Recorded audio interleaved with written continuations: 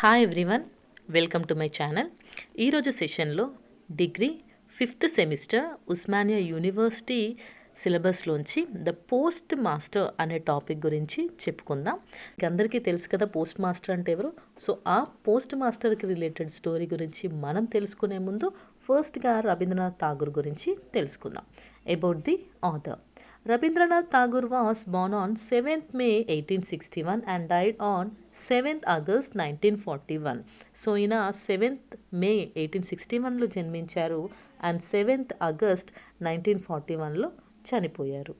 He was a Bengali poet, writer, playwright, composer, philosopher, social reformer and also a painter. So in a poet, కవి, writer, playwright, composer, philosopher, social రిఫార్మరే కాకుండా painter కూడా అంట. He is fondly remembered as polymath, Gurudev and Vishwakavi. So ఈయననిలా ఎన్నో బిరుదులతో పిలుస్తూ ఉంటారు, గురుదేవ్ అని, పాలిమాత్ అని, విశ్వకవి అనేసి. Tagore became the first non-European to win the Nobel Prize in Literature for his Gitanjali in 1913. So first non European అంటే యూరోపియన్ కాకుండా వేరే వ్యక్తులకి నోబెల్ ప్రైజ్ రావడంలో ఈయనే ఫస్ట్ పర్సన్ అంట, అందులోనూ లిటరేచర్లో. అండ్ ఇతనికి దేనికి వచ్చిందంటే గీతాంజలి. అంటే గీతాంజలి అనేది ఒక పోయమ్స్ అన్నమాట, కలెక్షన్ ఆఫ్ పోయమ్స్, అన్ని పోయమ్స్ అన్నీ కలిపి ఒక బుక్ రాశాడు. దాని బుక్ పేరు వచ్చేసి గీతాంజలి. దీనికి ఆయనకి 1913లో నోబెల్ ప్రైజ్ వచ్చింది. Gitanjali, Gora and Ghare Baire are the best known work. So ఆయన రాసినటువంటి వర్క్స్లో ఫేమస్ వచ్చేసి Gitanjali, Gora and Ghare Baire. With his elegant prose and magical poetry Tagore became an integral part of Indian literature. So Indian లిటరేచర్లో ఈయన రాసేటువంటి ఈయన ప్రోస్ల వల్ల అంటే ఏదో మ్యాజిక్ ఉందన్నమాట ఆయన రచనల్లో, ఆయన రైటింగ్స్లో, ఆయన పోయమ్స్లో. అలా ఆయన చాలా గొప్ప పాత్రని వహించారంట. He compose national anthem of 2 nations, India's Jana Gana Mana and Bangladesh Amar Sonar Bangla. The Sri Lankan national anthem was also inspired by his work. So ఈయన 2 నేషనల్ యాంథమ్స్ని కంపోజ్ చేశారు. ఒకటి వచ్చేసి ఇండియాది జనగణమన అండ్ ఇంకోటి బంగ్లాదేశ్ వాళ్ళ నేషనల్ యాంథమ్ అమర్ సోనర్ బాంగ్లా. అంతేకాకుండా శ్రీలంక యొక్క నేషనల్ యాంథమ్ కూడా ఈయన వర్క్స్ వల్ల చాలా ఇన్స్పైర్ అయ్యి రాశారంట. His song Banglar Mati Banglar Jol has been adapted as the state anthem of West Bengal. So కొన్ని స్టేట్స్కి కూడా యాంథమ్స్ ఉంటాయి. ఇప్పుడు మనం తెలంగాణ కదా, తెలంగాణ సాంగ్ ఎలా ఉందో in the same way west Bengal వాళ్ళు కూడా ఆయన రాసినటువంటి సాంగ్ బంగ్లార్ మాటి బంగ్లార్ చోల్ అనే సాంగ్ని అడాప్ట్ చేశారంట, అంటే స్టేట్ యాంథమ్ లాగా. సో ఇది రవీంద్రనాథ్ ఠాగూర్ గురించి. నెక్స్ట్ థీమ్ గురించి చూద్దాం, ఈ post master. The Postmaster by Rabindranath Tagore explores the life of a young postmaster who lives a hard life in a remote village, living his family and city life. So ఈ స్టోరీలో ఒక post master ఉంటాడు. అతను city లైఫ్ని, ఫ్యామిలీని వదిలేసి ఒక remote పల్లెటూరిలో ఎంత కష్టపడి జీవించాడు అనే విషయాన్ని చూపిస్తారు. Loneliness of the post master and hope of an orphan girl towards new family, finally ending with broken heart are clearly portrayed in the story. ఈ స్టోరీలో మనకి ఇంకేం కనిపిస్తుంది అంటే పోస్ట్ మాస్టర్ యొక్క ఒంటరితనం, అలాగే ఈ స్టోరీలో ఒక అనాథ అమ్మాయి ఉంటుంది. ఆ అమ్మాయి యొక్క హోప్ అంటే ఆమె కోరుకుంటుంది అన్నమాట ఒక కొత్త జీవితాన్ని, కానీ తన మనసు ముక్కలైపోతుందట. అదంతా ఏంటి అనేది మనం ఈ స్టోరీలో తెలుసుకుందాం. సో ఇక సమ్మరీలోకి వెళ్ళిపోదామా. So this is the summary. The story begins during the 19th century and the rule of the British Raj. So ఈ స్టోరీ జరిగినప్పుడు అది 19th centuryలో ఉంది. అప్పటికి మనకి ఇంకా బ్రిటిష్ రాజ్యమే నడుస్తుందంట. A young postmaster from Calcutta was assign to work in a remote village of Ulapur, Bengal. So బెంగాల్లో ఉన్న ఉలాపూర్లో వర్క్ చేయడానికి అంటే ఇదొకటి చాలా పల్లెటూరు అనమాట. ఆ పల్లెటూరులో జాబ్ వచ్చింది ఒక యంగ్ పోస్ట్ మాస్టర్కి. ఆయన పాపం క్యాల్కటాలో ఉండేవారు, కానీ ఆయనకి జాబ్ వచ్చేసి ఉల్లాపూర్, బెంగాల్లో వచ్చింది. The post master feels like a fish out of the water. So అతనికి ఎలా అనిపిస్తుందంటే నీటిలో ఉన్న చేపను తీసి ఒడ్డులో పడేస్తే ఎలా గిలగిల్లాడుతుందో అతను కూడా సిటీ లైఫ్లోంచి వచ్చి ఒక పల్లెటూరులో ఉండేసరికి అలా కొట్టుకున్నాడంట. He struggles with the villagers slow quiet life. So సిటీలో ఎంత ఫాస్ట్గా ఉంటారో అలాంటి పర్సన్ విలేజ్లో ఉండేసరికి అక్కడ ఉన్న ప్రజల యొక్క స్లో అండ్ క్వైట్ లైఫ్ని చూసి ఆయన చాలా కష్టపడ్డాడంట. He writes poetry to pass the time. So ఆయనకి ఏం చేయాలో అర్థం కానప్పుడు ఖాళీగా ఉన్నప్పుడు పోయట్రీస్ రాసుకుంటూ ఉండేవాడంట. He thinks about his family and friends. So ఎప్పుడు చూసినా వాళ్ళ ఫ్రెండ్స్ గురించి ఫ్యామిలీ గురించి ఆలోచిస్తూ గుర్తు చేసుకుంటూ ఉండేవాడు. He works in a hut that serves as a post office and his living quarters is a dark thatch shed. So ఈయన ఉండే ఈ పోస్ట్ ఆఫీస్ వచ్చేసి ఎలా ఉంటుంది అంటే ఒక గుడిసె, ఓకే, ఒక హట్ అన్నమాట. ఒక గుడిసెనే ఆయన పోస్ట్ ఆఫీస్. అంతేకాకుండా ఆయన ఉండే క్వార్టర్ అంటే ఆయన నివసించే ప్లేస్ కూడా సేమ్ అలాంటి థ్యాచ్డ్ షెడ్ అన్నమాట, ఒక చీకటిగా ఉన్నటువంటి ఇల్లు. అది కూడా మొత్తం గూన పెంకలతోని తాటాకులతోనే ఉందంట. He feels lonely as he was not able to fit with the uneducated and busy people in the village. So అతనికి అక్కడ ఉన్న వాళ్ళు ఎక్కువ చదువుకోలేదు, వాళ్ళతోని కలిసిపోలేకపోతున్నాడు. ఎందుకంటే వాళ్ళ లైఫ్ స్టైల్ తన లైఫ్ స్టైల్ అన్నీ చేంజ్ ఉన్నాయి. అంతేకాకుండా ఇంకొకటి ఏంటి అంటే అక్కడున్న చుట్టుపక్కల ఉన్న వాళ్ళు ఎక్కువగా వర్క్స్లో బిజీగా ఉండేవాళ్ళంట. సో అలా అతనికి చాలా లోన్లీగా అనిపించేది, బాగా ఒంటరిగా ఫీల్ అయ్యేవాడు. As the post master does not have much work to do, he spends most of his time writing poems about his natural surroundings. So ఆయనకి ఎక్కువగా పని ఉండేది కాదు, అంటే ఎక్కువగా ఊరికి ఉత్తరాలు రావడం లాంటిది ఉండకపోయేది. సో ఖాళీగా ఉండేవాడు కాబట్టి కూర్చొని చక్కగా అక్కడ ఉన్నటువంటి ఆ నేచర్, ఆ సరౌండింగ్స్ గురించి పోయమ్స్ రాసేవాడు. The post master has small salary. ఆయనకి జీతం కూడా చాలా తక్కువ.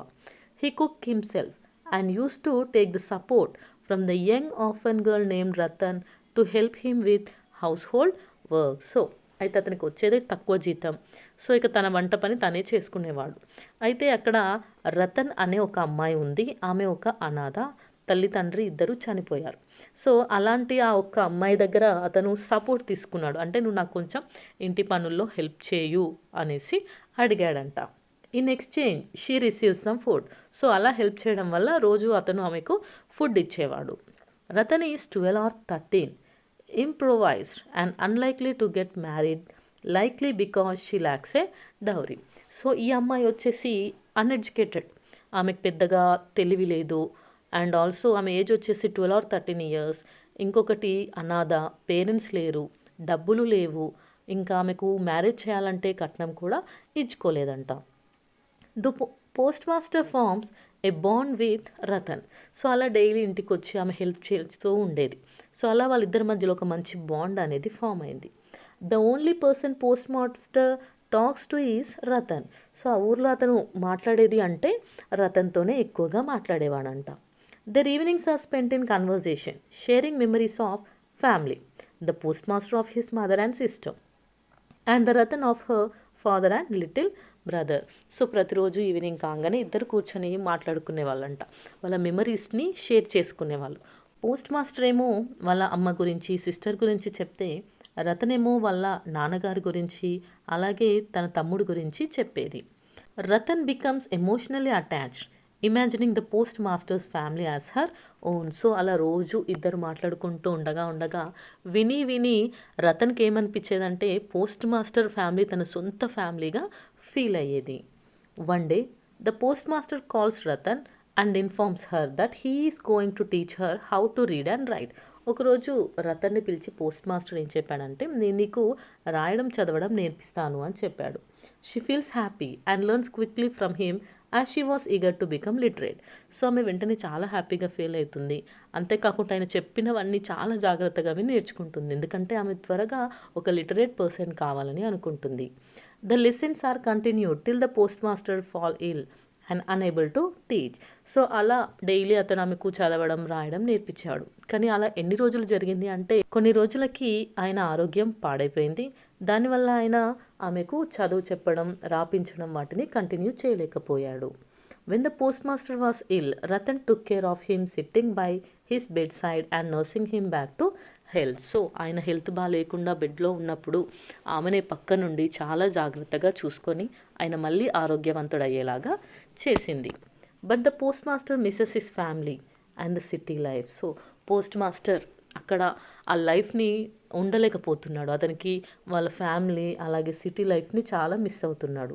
Fed up with the village, the postmaster decides to leave Ullapur and applies for a transfer to another village. So ఆ ఊళ్ళో ఉండడం ఇష్టం లేక ఏం చేస్తాడంటే ఆయన ఈ ఊరు వదిలిపెట్టి వెళ్ళాలని చెప్పేసి ట్రాన్స్ఫర్కి అప్లై చేసుకుంటాడు, వేరే విలేజ్కి ట్రాన్స్ఫర్ ఇవ్వమని. But it was డినేడ్ and he quits his job. So అతని ట్రాన్స్ఫర్ అప్లికేషన్ అనేది రిజెక్ట్ అవుతుంది, అంటే అతనికి ట్రాన్స్ఫర్ యాక్సెప్ట్ అవ్వదు.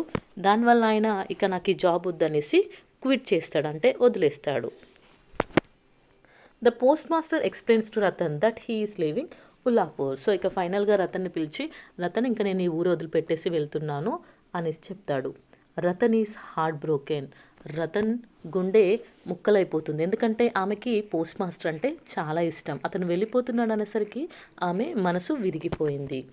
She begs him to take her with him but he tells her that it is impossible.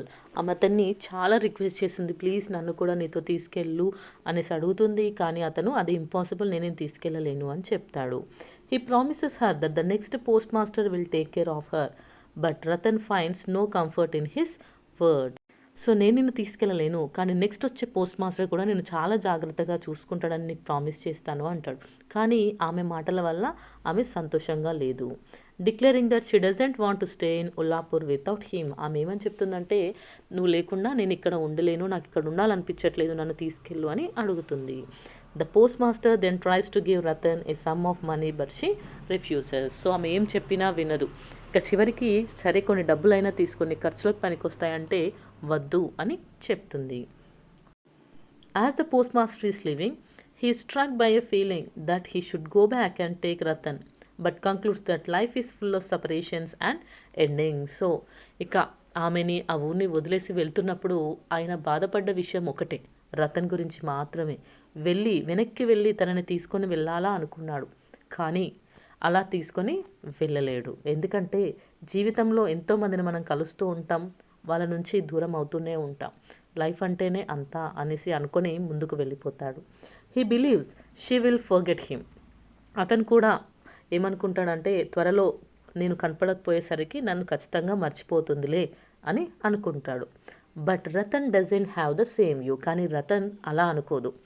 She is hopeful that the post master might return to take her to Calcutta. So అతనేమో జీవితంలో కొత్త పరిచయాలు రావడం, అవి విడిపోవడం కామనే అనుకొని వెళ్ళిపోతాడు. ఏదో ఒక రోజు మర్చిపోతుందిలే అని అనుకుంటాడు. కానీ రతన్ అలా అనుకోదు.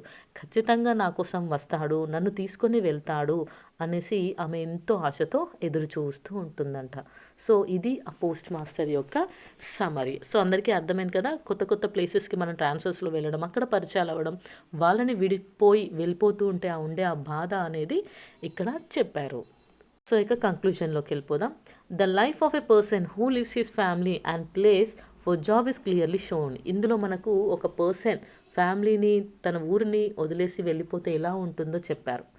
It touches many readers who faces the same situations and home sick when left alone in a remote village. ఇది ఒకవేళ ఇది చదివితే చాలామందికి స్ట్రక్ అవుతుంది, ఎందుకంటే వాళ్ళ లైఫ్లో కూడా ఇలాంటివి జరిగి ఉంటాయనేసి. Many new people are met and new relationships will also begin. So మనం కొత్త ప్లేసెస్కి వెళ్ళడం వల్ల కొత్త పరిచయాలు, అలాగే కొత్త రిలేషన్షిప్స్ కూడా అవుతూ ఉంటాయి. It's hard to leave them but has to do in order to move forward. వాళ్ళని వదిలి వెళ్ళడం, ఆ రిలేషన్స్ని బ్రేక్ చేసుకోవడం ఇష్టం లేకపోయినా లైఫ్ని ముందుకు వెళ్ళాల్సిందే. Here the story shows a brief nature of human relationships and the pain of unmet hope. So ఎప్పటికీ కలుసుకోలేనటువంటి కోరికలు, తీరని కోరికలు ఎలా ఉంటాయి అనేసి, హ్యూమన్ రిలేషన్షిప్స్ ఎలా ఉంటాయి, మనుషుల నేచర్ ఎలా ఉంటుంది అనే విషయాన్ని మనకు ఈ కథ ద్వారా చాలా చక్కగా రవీంద్రనాథ్ ఠాగూర్ గారు చెప్పారు. So this is all about the Rabindranath Tagore's the post master. మీకు ఈ లెసన్ నచ్చినట్టయితే ఖచ్చితంగా మీ ఫ్రెండ్స్కి షేర్ చేయండి. అంతేకాకుండా మీరు నా ఛానల్ సబ్స్క్రైబ్ చేసుకోకపోతే సబ్స్క్రైబ్ చేసుకొని లైక్ చేయండి. Thank you for watching. By by.